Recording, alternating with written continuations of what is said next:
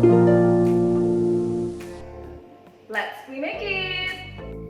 Here we need the ingredients: 6 eggs, 200 grams all-purpose flour, 150 grams margarine, 150 grams sugar, 50 grams Tutti Frutti. In Indonesia we call it Sukade, 1 teaspoon emulsifier, 65 ml instant coconut milk, 30 grams or 1 sachet milk powder, 1 teaspoon baking powder double acting, pandan flavor paste, and red velvet flavor paste.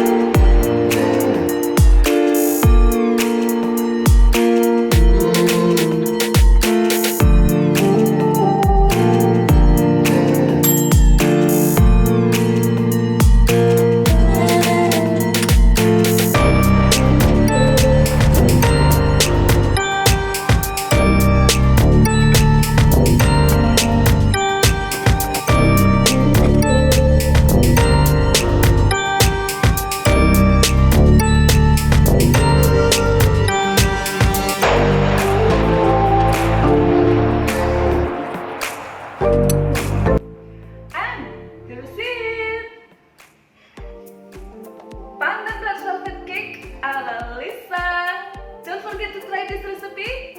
See you in the next video and I love you all.